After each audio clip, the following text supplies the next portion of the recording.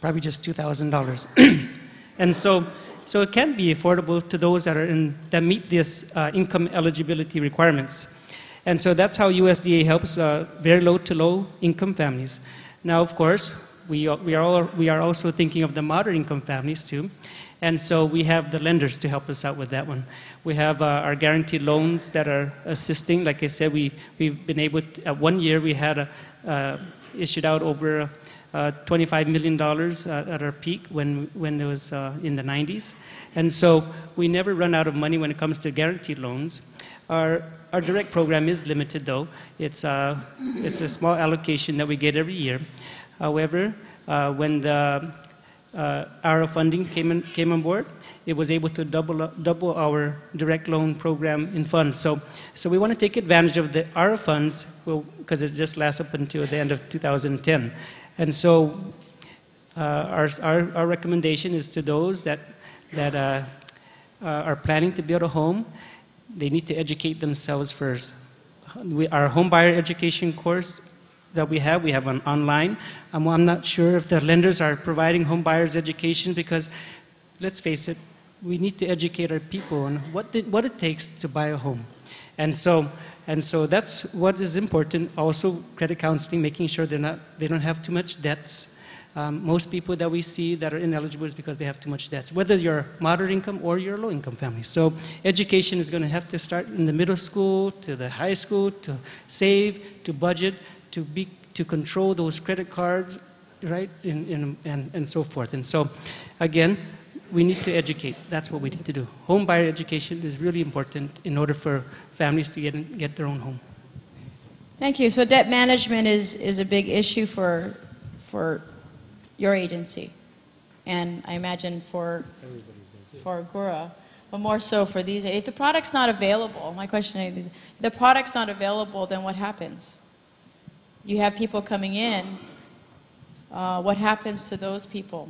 I'm sure that Mike's agency has come up with a lot of solutions to that, or they've encountered that quite often.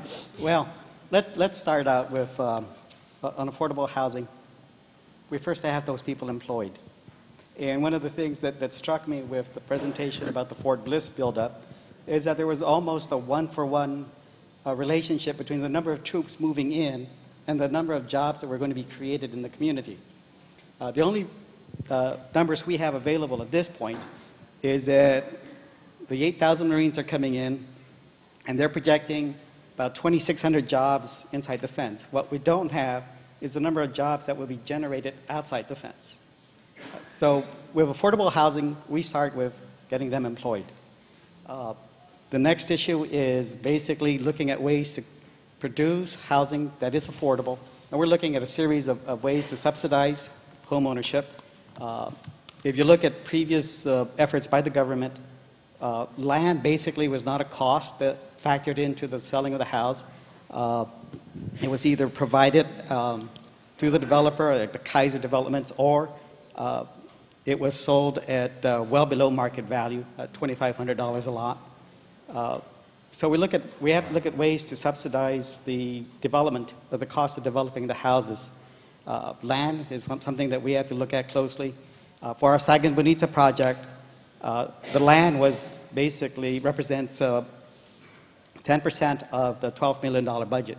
We purchased the property for $1.2 million. The cost of that will not be reflected in the sale of the house at $150,000. There are some grant funds that we're using to put in the infrastructure. That also will not be reflected in the cost of selling the house. All those projects that I mentioned earlier, selling the houses in Asan, and the 76 houses we sold in Estumbo, the infrastructure was already in place using other funds. So that's some of the things that we have to look at in terms of how are we going to make the product out there, how is it going to be affordable? And we have to address ways to reduce the cost. But that's where the government's involved. In other instances where we're looking for the private sector to actually take the lead in the development, we have to look at what incentives we can provide the developers. And incentives like mixed-use development, streamlining permitting fees, waiving utility costs. Are there any other sort of incentives or initiatives that you guys, any of you that you might want to throw out there that has been used in the States? Initiatives for affordable housing development or just development that's in the range for this moderate income. I mean, I'll just launch into this question. When we look at Hawaii, we often look at Hawaii as a place of what we don't want to see on Guam. And when we talk about homelessness, and we have a little over 1,000 homeless people on Guam at the last count, and that's just those that we counted. And what we've heard from Oahu are that there are couples sleeping on the beach. They're working, making $60,000 to $70,000 combined. So what are we going to do about those couples, young couples on Guam that are making combined $60,000 to $70,000 income?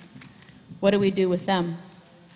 Well, on Guam, 60 to 70,000 income goes a long way. I spoke to Ann Hokok at the mortgage department of Bank of Guam. 60 to 7,000 can goes a long way, especially if they can use the RD program that Steve, USDA provided. She said with that kind of income, if you're a family of 4, and your income does not exceed 73,000, you could afford to buy a $270,000 house. That's nice. No debt. If you have no debt.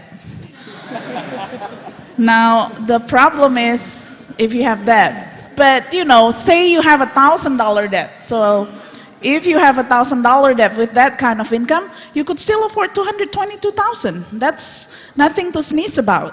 $220,000. When I first started buying my first home, it was only $100,000. So, you know, you shouldn't think of, you know, buying your first home to immediately get your dream home. You have to have your foot in the market first, get your feet in the game, and then, you know, 3-5 years from now, move up, and they can afford a lot.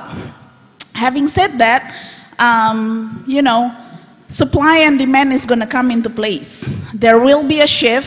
You know, people will have, I don't know if you remember, maybe in late 90s or early 2000, you can still buy a Tamuning house for $180,000, $200,000. Now when you look at Tamuning houses, there's nothing that's available in that price range. A tin roof house was $310,000 if it's in a Tamuning location. So there will be a shift to move toward a more outlying location. And unfortunately, we don't have the greatest mass transport system here on Guam. And then it will make our living condition deteriorate. I know it's easy to get spoiled when you move to Guam. 10 years ago, I was living in Jakarta, and it could take me 2 hours to drive to my work, which is only 6 miles. And now I live in Chalan Bago. My office is in Aganya, and if I see 4 cars in the traffic light, I complain. But it's still, you know, a matter of deteriorating quality of life if you have to move to an outlying location. So unless you know, the wage growth can exceed the increasing in the price. Thank you. We decided out there that we would like to answer questions, and rather than talk a whole lot. If there is